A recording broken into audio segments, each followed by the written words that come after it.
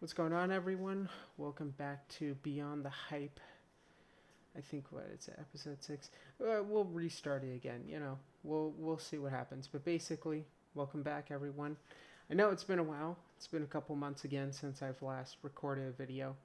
Mostly because I did a Christmas episode. Audio got messed up, and then basically I tried again. Uh, kind of, but I got sick, so you know, you know how it is. Especially when I'm just trying to start up and nothing interesting, kind of because as everyone knows, like I don't like talking about the normal topics, like the hot button topics, like every other tech YouTuber. I really like diving into just kind of like the specifics and just kind of the quandaries around certain topics. Um, I will, of course, I want to definitely get into like the last 2 months of graphic cards releases, which weren't great at all, very overpriced, very much something that is completely hurting the industry right now. But we'll probably suck it up for at least 6 months, and hopefully the prices will drop by then. But we have that. I at least want to talk about two games that are coming out next month that I'm excited about, and uh, kind of seeing the power creep of, I guess, next gen hardware. And just, again, I made a whole rant about the consoles, and while they were very much advertised as 4K. We're coming up soon to their limitations now, and it's they're getting dragged back down to possibly 1080p, 1440p, and it's like a lot of things to think about through that. But let's talk about PC first, because that's what I know best at this point, or getting to know more, and very interesting, but also very sad to see. So, going towards what I have in front of me, the last three NVIDIA cards releases, the 4090, 4070, and 4070 Ti, or as I like to call it, the 20 series all over again. This is a 2070 Super. This was my second graphics card that I was able to grab off the scalping apocalypse. It was not very cheap, but you know what? It's a very nice card, very card that got me through the beginning of my 1440p phase, so it's nice to have. But yeah, I pulled that card out because we are back to that kind of level where it's just kind of a it's it's a miss thing, which each of these cards, except for the 4090, but it's a flagship of people wanting just more frames. But specifically the 4080 and 4070 Ti, 4080 being priced almost $400 to $500 more than the previous competitor, only offering at best 20-30% the expected performance it should be. But even still, it's like it's not twice as fast. It's not 15%, 50% more performance. They're using the fake frames. It's just advertising to kind of shadow the fact that these cards are not that powerful, and you're very, very well off with the previous gen, the 3080, 3070, and so on. So it's just a lot of misses, particularly with the 4070 Ti, which is just kind of a glorified 3080, kind of like Ti at at best case scenario, even though it's advertised as a 3090 Ti, or they always say that, but in reality, it's like it doesn't have the same amount of VRAM. It doesn't have that type of capability of being that workstation. Uh, it's focused primarily for gaming, but even when gaming averages come, it's not there.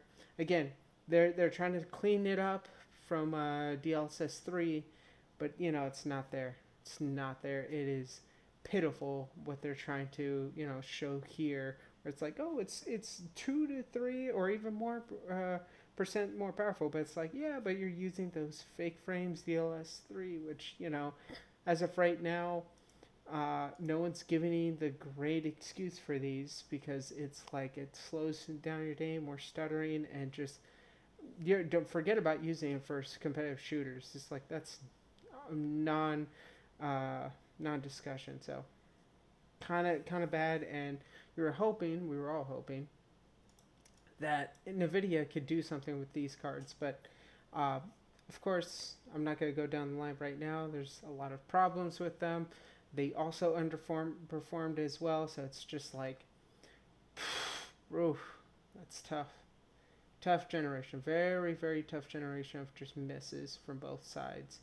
And I guess what I feel less bad about, because I these two were complete misses, top to bottom. The 70 series and the 40 series are just misses down top.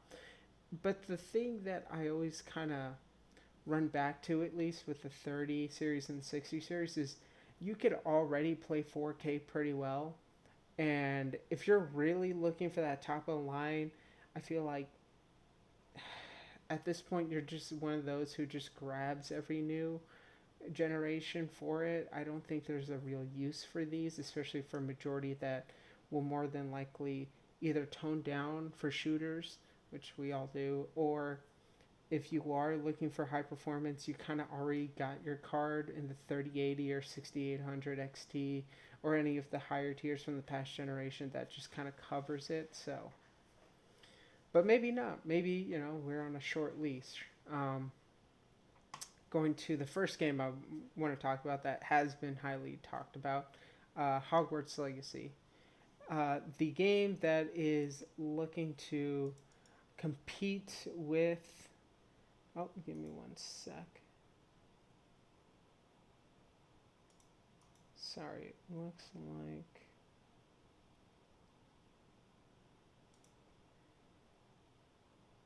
I want this to fit a bit better.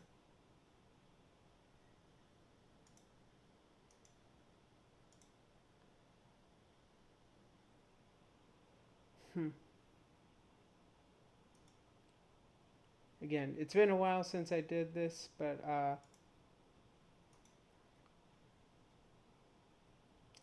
it's a bit weird. All right, well, hopefully you don't mind this, and hopefully I could, but we'll see. But all right, so going towards the specs, and I did want to commentate my own thing, even though if you ask, like people like Daniel Owens, who did a video on this already, these are pretty demanding specs for the next gen game. And it's a kind of toss up of how you want to look at it. You could look at it like, looks like they didn't complete a lot of stuff, or it's like we're very hesitant going in with their specifications. The one thing that I will say for people with Steam Decks, by the looks of their minimum to low spec, it looks like it kind of fit in that performance for the specifications for a Steam Deck. Just kind of eyeballing it, looking at, if you ignore the RAM, and you look specifically at the GPU, CPU, and kind of just the base specs, because this is looking more like a RDNA 2 looks like a bit more of a performance than the minimum low spec. So I could definitely see you running this on your Steam Deck. I could definitely see a point where they're like, this is Steam Deck verified. It hasn't been yet as of the 15th of January. Hasn't yet, but I could definitely see that being done. And of course, people will say, well, this is also running on the Switch.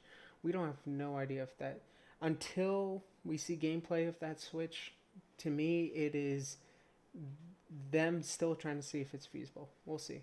If it's something like the, what's it called? Monster Hunters, where they were able to pull that off, then hats off to them. But, I want to see it to believe it. Now it's the recommended specs. And that's where things are kind of getting grounded, I guess. Because they're asking for an 8700 and a Ryzen 5 3600. So definitely within the realm of the current gen CPUs. 16 RAMs, current gen, also for the consoles and majority of PCs. And then the 1080 Ti and 1570 XT, or 77, or again, the 2070 Super kind of fits within that window as well. Give or take maybe 5 to 10 frames. Uh, but we're looking at 1080p, 60 frames per second high, which I could kind of see that. Basically, we're looking at a 1080 Ti, which is maybe looking at a 3060 at best, and definitely when you're in that region at that point, you're definitely looking at, you know, 60 frames, 1080p. Maybe if you adjust the settings, you could get a little bit more. Maybe when you're looking at 2K, maybe again adjusting settings. Maybe if you're looking at medium, maybe hitting 45, maybe something. I don't know. It's gonna be tough, especially with this game that it's gonna have a lot of animations, a lot of pizzazz around. Maybe not a good idea to go below 60. I know some people would, especially again, Steam players. They love hitting that 45 frames per second. I think this is a game that's gonna look at. It's gonna look better with 60 unless again you do a lot of VRR and you do a lot of switching around their settings. So this is asking for high, this looking for good enough. I think the, the I'm looking at the Series S. I don't know if it might hit it, I'll be honest. The Series S does not have anything near that type of performance. um, but then again, I'm also worried about the current gen consoles. When I look at that, I'm like, okay, that's probably the performance, and it'll probably hit 1080p 60. I have no clue if I'm very doubtful the consoles will hit 4K. I think at best it will do 1440p, maybe some checkerboarding. But this game's gonna have a lot of animations, a lot of fluidity throughout their environments. Tough, tough, tough, tough. And while a lot of people have complained recently that these are very, very demanding specs for this game, I do want to head over to another game that is also coming out, Atomic Heart. I think a lot of people are excited about this. I am also very excited about this. This was one of the two games I was like super excited about from last year. And when we look at the specs, and I had to double check, it is asking for minimum 1600. Again, very, very, very similar to what's asking here. This one's asking 1400. This one's 1600. So at least I'm looking at maybe at a 6-core minimum. 3080, 9060. Again, 4 gigabyte, 4 gigabyte. We're definitely looking at a scenario where like these are kind of hitting the similar. Now this doesn't say what type of processing it does. I can only assume this probably is a little bit more lenient in 1080p, maybe 1080p 30. But the minute we get to recommended, and by recommended, by all aspects, it's usually around 1080p 60, maybe a better looking medium high. Again, just kind of going off of what I know from Steam and what they've recommended before. Well, look at here. We're looking at a 2700X and an iSight 7700. Now this one says 8700. So it's looking. These are at least a gen down. But once you look at Passmark and you look at relative, well now this is the performance is right next to the 3600. Strange, huh? They're all asking for a little bit more demanding, and I think a lot of it is one, the performance, but two, again, these are also coming out on consoles. I think the consoles are looking to at least be the recommended of these games. Which again, I made a whole rant previously about how these games are kind of setting the bare to recommended specifications, my feelings about that. As long as it's not the minimum, I don't have too much of an issue. Uh, Again, they have to kind of start and stop the buck somewhere. And by looking at it, the Vega 64 and Nvidia 1080, the 1080, while it's not the 1080 Ti, 1080 Ti gets a little bit more performance, you're still looking at what would probably be a 6600. We're not getting too far off from what would be the 6600 AT, which is actually Ti at that point, a 3060. We're within margins of this. So while, again, we're talking about two different games. This one's a very linear first person shooter. This one's an open world. You're kind of seeing kind of the accesses of these games being a little bit more high performance. And again, as we go to Ultra and Ultra 4K, I, fist pump under my breath. Yes, because my computer, which I upgraded last year finally, uh, to full specification. I guess that's another thing relating to why my video's been delayed. I upgraded my computer again, so processor now is the Ryzen 7 5800X3D.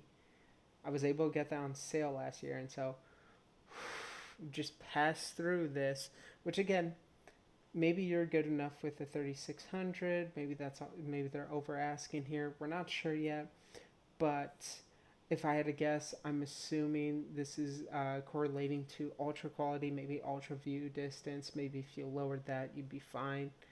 Um, we'll see from there. 32 gigs of RAM.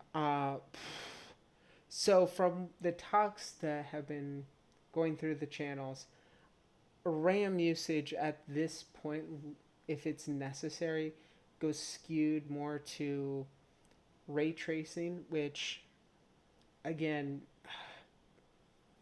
it doesn't promote as ray tracing. I can only assume visual effects and visual displaying, because this is, and I do want to again say this game looks to be, even though it's only been from, I think, Unreal Engine 4 again, it looks to be the foundation of another tier than previous games. Again, relate that back to the Unreal Engine, or not the Unreal, the Red Engine for Cyberpunk, where like you're dealing with these type of engines now that are just they're eating the current day performances, and so we'll see what happens. 2080 Ti, 6800 XT, that's what I have. Again, thankful it got passed through. These are not the same tier GPUs though, which is weird. I can only assume they kind of just tested what they had. Again, when if you think about it, these game designers and stuff, they probably had to deal with their own hardware constraints, getting GPUs. You know, we say the GPU is over, but the GPU scalpocalypse is only over recently in the last 4 months. So again, I would assume they didn't have a 3080 on hand, or possibly, I don't know. But maybe if we're at the lower end of 28 Ti, there's better hope, because at that point you're looking at a 3070 then for a bare minimum for 1440p high ultra, which is good. And maybe the, again, 6800 was all someone had. So 4K, I could believe it. These two match up very well. These are the same as that one, so this kind of makes a lot more sense. I think the Ultra 4K, they definitely had a little bit more hardware to check out. Again, comparing this to what we're going to be looking at here with Atomic 4K, or sorry, Atomic Heart. And one more thing about Atomic Heart, a little bit disappointed. It does look like it has been fully funded with NVIDIA ray tracing in mind. So for me at least, I'm not going to be using ray tracing. I'm just going to be setting the settings up a bit for visual performance. But, for anyone thinking that there's an even playing field between both companies, if you have ray tracing, more than likely it's going to be way more beneficial, and there's going to be maybe an added level of work compared to the other cards that are on display. So that is about it. And I guess kind of stopping here for a bit and kind of wrapping up a bit. I know it's a bit of a shorter one. Going forward, again, I got my new computer set up and everything, so I definitely am going to do a lot more videos, but also just kind of seeing the climate of where things are with discussions and everything. We've gone, we're done with speculation. We're seeing releases of new cards, new CPUs, new things to go on. And while that's great, I feel like the tech space, once you have nothing to talk about other than releases, and you're just kind of waiting for the next bait, it's you're a lot more accessible to just spewing crap. And I definitely am not guilty about this. Again, if we rewind through past videos, there was the whole Nvidia debacle with the power cable setting itself on fire, the new power connectors. Um, by all evidence now, it looks to be, you know, user error with also just a really crappy design, but it is what it is. By this part, that's kind of where I want to. Once you kind of hear that, like, there's no way that nothing was really gonna be pushed through that. It's like this is just gonna be a user error type of genre.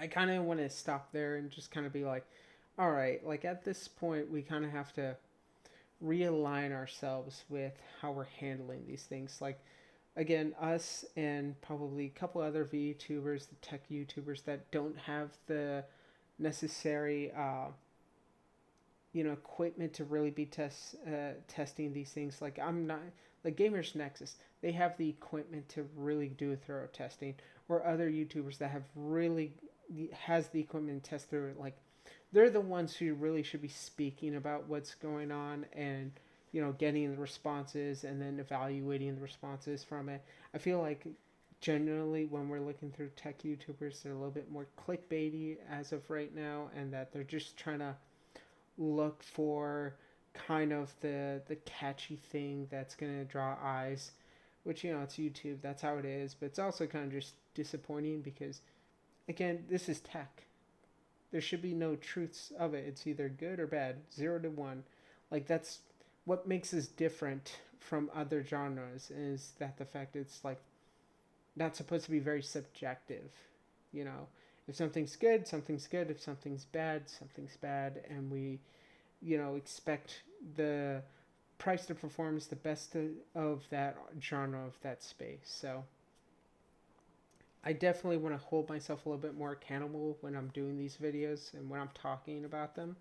Um, and then switching over to more gaming, because again, all this relates to just gaming. I definitely don't want to be. Of course, I'm talking about Hogwarts and Atomic Heart. Those are releasing next month, so I feel comfortable talking about them, their PC requirements, their upcoming performance. But I think when I'm going to be talking about games, I really do want to be just talking about recent games. I don't want to be talking about something that we have no clue about, that's unforeseen, that's in the hypothetical sphere still. Even if they're saying, "Oh, be released by the summer," or it's gonna be released by this kind of time frame, like, I just don't want to be talking about it. I don't want to generate hype off of nothing. Uh, a good example of this, Spider-Man 2. That game won't be releasing until possibly the end of this year. Again, I was wrong about the God of War thing, but possibly might get delayed. We'll see. But I would say that I wouldn't feel comfortable talking about it until close to release, when there's some gameplay coming out. If they made any reworks into how they're uh, possibly generating a new function about it, like, that's kind of where I am about stuff, where I'm just like, I want to be the here and now type of person when it comes to what's going on PC wise, PC gaming wise, um, and just, very, I guess, in various other types of genres and subjects. So that's kind of my spiel and just kind of where I'm looking towards through 2023. I still love making these type of videos and just talking about this kind of genre and this nerd genre that I love, that I'm getting myself more and more into. Hopefully, by the next time I make a video, it's not too long. It's me. But also, one of the other things I'm trying to do, otherwise, because I did complete like my PC build, like it is as spec'd up as it is going to be. I'm hoping to get my backup PC going again. I have this. I have the 3600 I used to work on.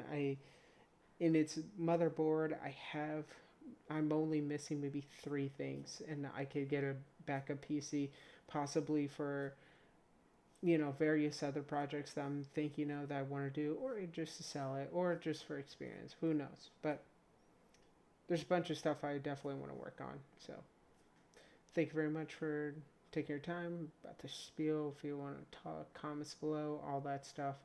But thank you very much and have a great night or day or whenever you're watching this.